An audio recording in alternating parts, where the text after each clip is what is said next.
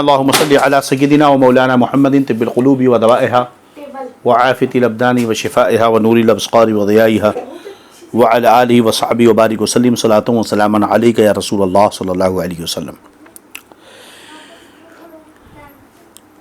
انبیاء کرام علیہم الصلاۃ والسلام کے تعلق سے ایک بندے مومن کو کیا عقیدہ رکھنا چاہیے، اس پر گفتگو چل رہی تھی۔ گزشتہ درس میں قرآن مقدس اور دیگر انبیاء کی کتابوں کے تعلق سے آپ نے گفتگو سماعت کی، اور یہ بھی آپ نے پڑھا اور سمجھا کہ کلام اللہ ہونے کی حیثیت سے تمام کتابیں برابر ہیں، ان میں کوئی افضل اور کوئی مفضول نہیں ہے۔ ہاں، وہ ہمارے اعتبار سے قرآن مقدس کی تلاوت اور ہمارے بندوں کے اعتبار سے اس کو سب پر فضیلت حاصل ہے۔ آج گفتگو قرآن مقدس کی حقانیت اور اس کی عظمت پر یہ ہے کہ قرآن مجید وہ کتاب ہے جو اپنے حق ہونے پر اور منزل من اللہ ہونے پر خود اعلان کر رہا ہے اور خود دلیل دے رہا ہے۔ دیکھیں، قرآن مجید کتاب اللہ ہونے پر اپنے آپ دلیل ہے، یعنی خود وہ دلیل ہے کہ وہ اللہ کی کتاب ہے، اور خود اعلان کے ساتھ کہہ رہا ہے، جیسا کہ سورہ بقرہ شریف میں اللہ رب العزت نے یہ فرمایا، وَإِن كُنتُمْ فِي رَيْبٍ مِّمَّا نَزَّلْنَا عَلَىٰ عَبْدِنَا فَأْتُوا بِسُورَةٍ مِّن مِّثْلِهِ وَادْعُوا شُهَدَاءَكُم مِّن دُونِ اللَّهِ إِن كُنتُمْ صَادِقِينَ۔ اور اگر تم شک میں ہو اس کے بارے میں جو ہم نے اتارا اپنے بندے پیارے بندے خاص محمد صلی اللہ علیہ وسلم پر، فَأْتُوا بِسُورَةٍ مِّن مِّثْلِهِ، تو اسی کی طرح ایک سورت لے آؤ، وَادْعُوا شُهَدَاءَكُم مِّن دُونِ اللَّهِ إِن كُنتُمْ صَادِقِينَ فَإِن لَّمْ تَفْعَلُوا وَلَن تَفْعَلُوا فَاتَّقُوا النَّارَ الَّتِي وَقُودُهَا النَّاسُ وَالْحِجَارَةُ أُعِدَّتْ لِلْكَافِرِينَ، کہ اگر تم کو اس کتاب میں جو ہم نے اپنے سب سے خاص بندے محمد صلی اللہ علیہ وسلم پر اتاری کوئی شک ہو، تو اس کے مثل کوئی چھوٹی سی سورت کہہ لاؤ، اور اللہ کے سوا اپنے سب حمایتیوں کو بلا لو اگر تم سچے ہو۔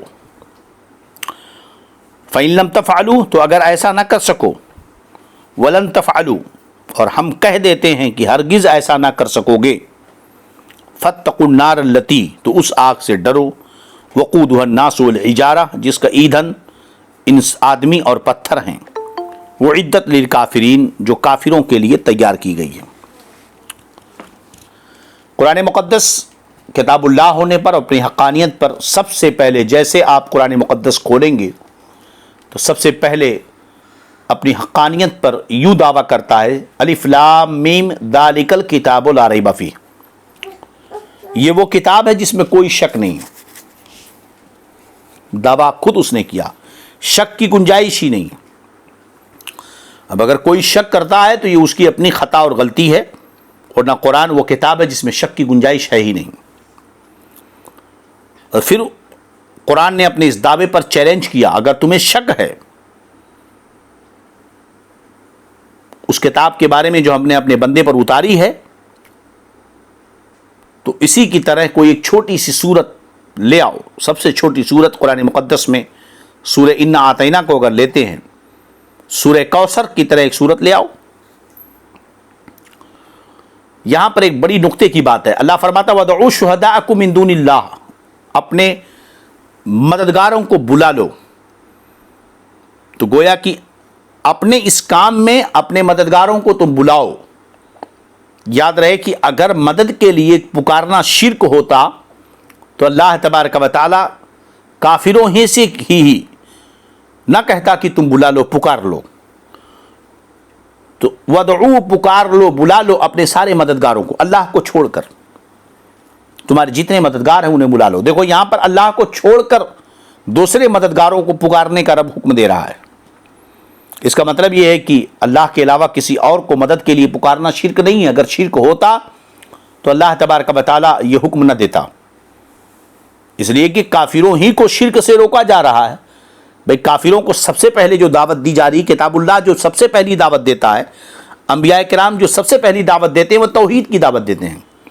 اب تک اگر آپ درس سیرت انبیاء میں مسلسل شریک رہے ہوں تو ہر نبی کے تذکرے میں یہ بات کہی گئی کہ نبی سب سے پہلے توحید کی دعوت دیتا ہے, سب سے پہلے شرک و کفر سے روکتا ہے.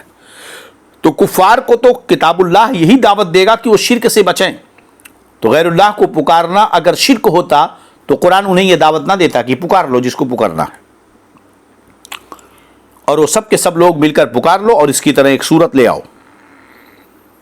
صدر الشریعہ رضی اللہ عنہ فرماتے ہیں لہذا کافروں نے اس کے مقابلے میں جی توڑ کوششیں کی, جی توڑ جان بھر پوری کوشش لگا دی, مگر اس کے مثل ایک سطر نہ بنا سکے, نہ بنا سکیں, نہ بنا سکے اور نہ قیامت تک بنا سکیں گے.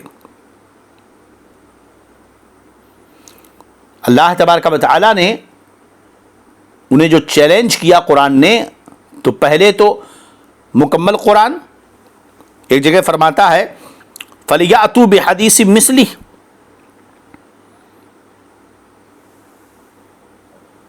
اولاً اللہ نے انہیں تمام قرآن کے مقابلے میں لا کر کے کچھ دکھانے کی بات کی کہ تم اسی کی مثل یعنی قرآن کی طرح کوئی تم بھی لے آؤ. اگر تم میرے بندے محمد کو اپنی طرح سمجھتے ہو کہ وہ تمہارے بیچ ہی کا رہنے والا ہے, تمہاری طرح ایک انسان ہے, تم اپنی طرح اسے سمجھتے ہو اور وہ جو کہہ رہا ہے اس میں تمہیں شک ہو رہا ہے, تو تم بھی وہی ہو, تمہارے عقیدے کے مطابق تم بھی اسی کی طرح, وہ بھی تمہاری طرح, وہ تمہاری طرح بازار میں چلتا ہے کھاتا پیتا, تم کہتے ہو ما لہذا الرسول یاکل الطعام یمشی فی الاسواق, یہ کیسا رسول ہے جو کھانا کھاتا ہے اور بازاروں میں چلتا ہے. اگر تمہارا یہی نظریہ ہے تو ٹھیک ہے, تم بھی اپنے آپ کو اسی کی طرح سمجھتے ہو, تو اگر یہ قرآن میں شک ہے تو تم بھی لے آؤ اسی طرح کا ایک قرآن. پھر اس کے بعد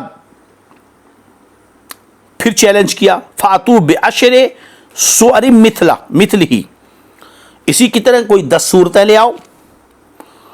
پھر اس کے بعد چیلنج کو اور آسان کر دیا فَأْتُوا بِسُورَةٍ مِّن مِثْلِهِ, اسی کی طرح کوئی ایک چھوٹی سی صورت لے آؤ. پہلے چیلنج کیا کہ پورے قرآن کے مقابلے میں لے آؤ, تو اگر تم کو بھاری لگ رہا ہے کہ پورا قرآن تو بہت زیادہ ہو گیا تو چلو ٹھیک ہے 10 صورتیں لے آؤ.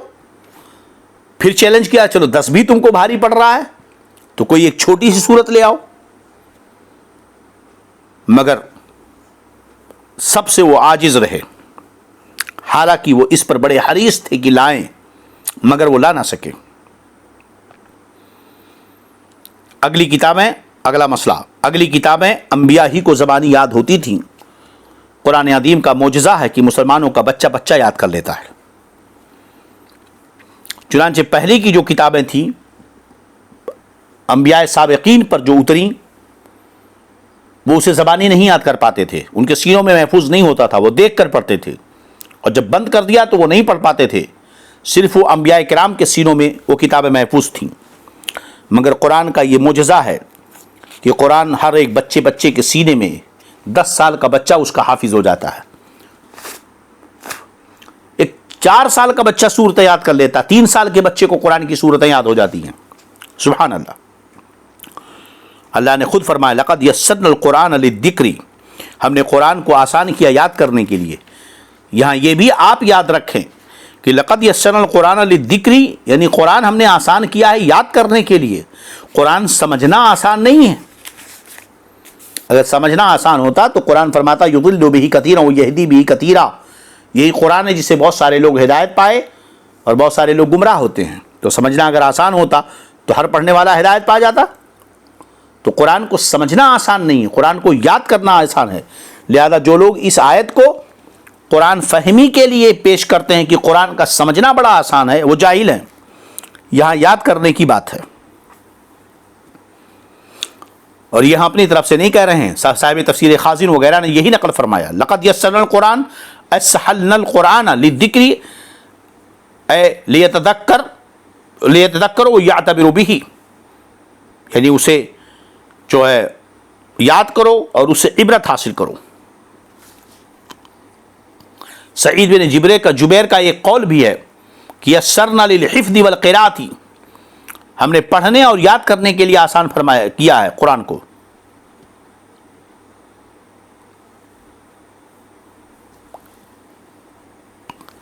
چلیے، قرآن عظیم کی 7 قرأتیں ہیں، سب سے زیادہ مشہور اور متواتر۔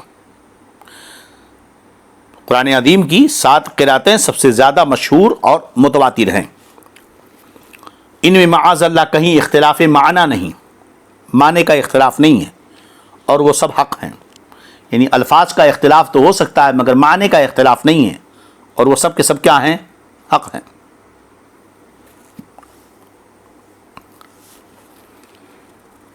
چلیے، اس میں امت کے لیے آسانی ہے کہ جس کے لیے جو قرأت آسان ہو وہ پڑھے، اور حکم یہ ہے کہ جس ملک میں جو قرأت رائج ہے عوام کے سامنے وہی پڑھی جائے، جیسے ہمارے ملک میں قرأت عاصم بروایت حفص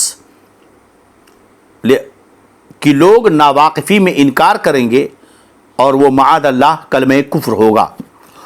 کہنے کا مطلب یہ ہے کہ قرآن مقدس، جیسا کہ حدیث پاک میں ہے کہ انزل القرآن علی 7 احرف، قرآن 7 زبانوں میں اترا۔ یاد رہے کہ قرآن لغت قریش میں اترا، اور پھر اس کے بعد چونکہ عرب کے قبیلوں کی اپنی الگ الگ زبان تھی، زبان مطلب کچھ حروف کی تبدیلی تھی بعض مواقع پر،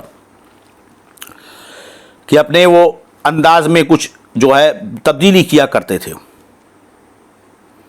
جیسا کہ مشکات شریف میں حدیث پاک ہے کتاب العلم کے اندر کہ حضرت عبداللہ ابن مسعود رضی اللہ عنہ سے کہ انزل القرآن علی 7 احرف لکل آیت منها زہر وبثنا ولکل حد مطلع، قرآن 7 حروف میں 7 زبان میں اترا، اور ہر آیت کا ایک ظاہری معنی اور ایک باطنی معنی ہے۔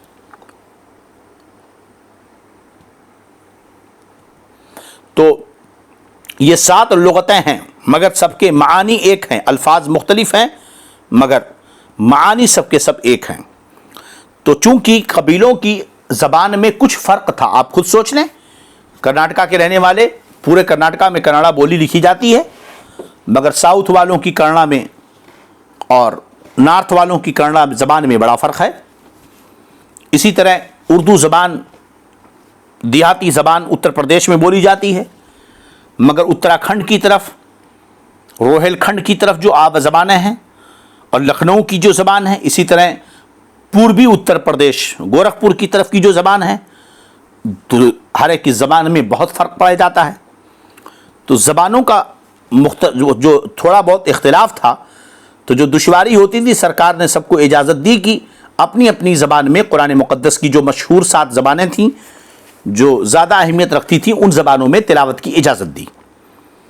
اب اسی اعتبار سے 7 قرأتیں مشہور ہیں پورے دنیا میں، جہاں جہاں جس ملک میں جس جگہ پر جو قرأت مشہور ہے قوم کے سامنے، عوام کے سامنے وہی قرأت پڑھی اور پڑھائی جائے۔ ہمارے ہاں ہندوستان میں قرأت عاصم بروایت حفص یہ مشہور ہے، جو ہم لوگ پڑھ رہے ہیں یہ قرأت عاصم بروایت حفص ہے۔ اگر مصریوں کے انداز میں یہاں پڑھ دیا جائے تو نتیجہ کیا ہوگا کہ عوام جو بیچارے نہیں جانتے 7 قرأتوں کے فرق کو، وہ قرآن کے ہونے کا انکار کر دیں گے، اور یہ کلمہ کفر ہے، کیونکہ 7 قرأتیں قرآن ہیں۔ اگر کوئی کہہ دے نہیں یہ قرآن نہیں ہے معاذ اللہ، تو یہ کفر ہوگا، اور نہ جانے انجانے میں وہ بہت بڑا انکار کر بیٹھیں گے۔ تو اس لیے صدر الشریعہ رضی اللہ عنہ فرماتے ہیں کہ جہاں جو قرأت مشہور ہو اسی قرأت کے مطابق قرأت کی جائے قوم کے سامنے۔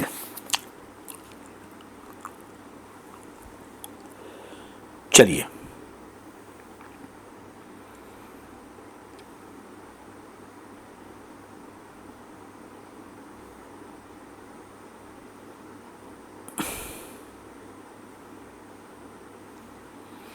قرآن مجید نے اگلی کتابوں کے بہت سے احکام منسوخ کر دیے ہیں، پہلی کتابوں میں جو احکامات تھے قرآن مجید نے اس کے بہت سارے احکام کو منسوخ کر دیا، یعنی پہلے وہ حکم تھا مگر بعد میں اس حکم کو ختم کر دیا گیا۔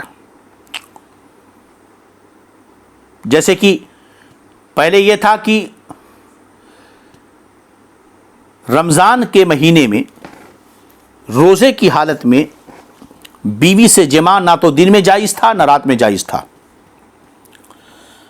اور یہی حکم سرکار کے زمانے تک چلا، صحابہ بھی اسی پر عمل کرتے رہے، مگر ایک مرتبہ حضرت عمر فاروق رضی اللہ عنہ سے یہ عمل ہو گیا کہ رات میں آپ نے جمع فرما لیا۔ سرکار کی بارگاہ میں عرض کی تو قرآن مقدس کی آیت کریمہ نازل ہوئی، وَحِلَّ لَكُمْ لَيْلَةَ الصِّيَامِ الرَّفَثُ إِلَىٰ نِسَائِكُمْ۔ تو پہلے جو حکم تھا اس آیت سے منسوخ ہو گیا کہ دن میں تم کو روزہ رکھنا ہے، کھانے پینے جمع سے باز رہنا ہے، مگر رات میں تمہارے لیے اجازت ہے، تمہارے لیے رمضان کی راتوں میں تمہاری بیویاں تمہارے لیے حلال ہیں، ان کے پاس جا سکتے ہو۔ یوں ہی قرآن مجید کی بعض آیتوں نے بعض آیت کو منسوخ کیا ہے۔ منسوخ کا مطلب یہی ہوتا ہے کہ آگے بتا رہے ہیں، تو پہلے ہم نے بتایا کہ رات میں جمع یہ ناجائز تھا اور بعد میں اس کو جو ہے جائز قرار دے دیا گیا۔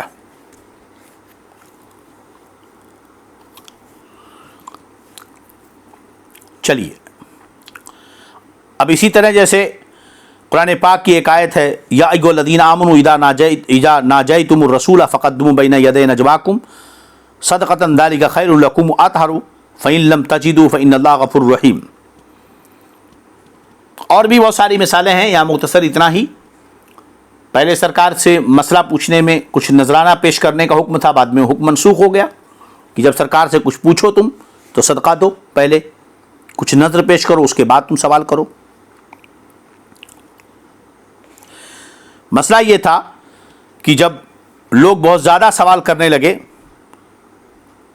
اور بہت ہی زیادہ یہ سمجھیے کہ غیر ضروری سوالات بھی ہونے لگے، تو اللہ تعالیٰ نے سوال سے پہلے جو ہے صدقہ دینے کا حکم دیا، تو بہت سارے لوگوں نے سوال کرنا بند کر دیا۔ رہا غریب آدمی تو اپنی تنگی کی وجہ سے، اور امیر یوں ہی۔ تو یہ حکم تو سرکار کی تعظیم کے لیے تھا اور فقیروں کو نفع پہنچانے کے لیے تھا، اور بہت زیادہ سوال کرنے سے بھی روکنے کے لیے تھا، اور مخلص اور منافق میں فرق کرنے کے لیے تھا کہ جو مخلص ہوگا یقیناً وہ نذرانہ دے کر سوال کرے گا، اور منافق یعنی سوال اب یہ تو نہیں پتا نا کہ کون سوال پریشان کرنے کے لیے کر رہا ہے اور کون سوال عقیدت میں دین سمجھنے کے لیے کر رہا ہے۔ تو جب یہ حکم دیا گیا کہ پہلے صدقہ کرو پھر سوال کرو، تو اس میں چاہنے والے مخلص مومنین اور منافق میں فرق ہو گیا، اور دنیا کی محبت کس کے دل میں ہے اور دین کی محبت کس کے دل میں ہے یہی واضح ہو گئی کہ جب نظر کی بات آئی تو جن کے دل میں دنیا کی محبت تھی وہ پیچھے ہٹ گئے، اور جن کے دل میں دین کی محبت تھی وہ پیسہ دے کر دین سیکھنا ہو اس کے لیے وہ تیار رہے۔ یہ تو ہمارے علماء کرام کا بڑا کرم رہا، احسان رہا کہ انہوں نے دین کی تعلیم کو فری رکھا، مگر آج کے دور میں لوگوں نے اسے بہت ہی اس کا غلط فائدہ اٹھایا۔ چلیے خیر،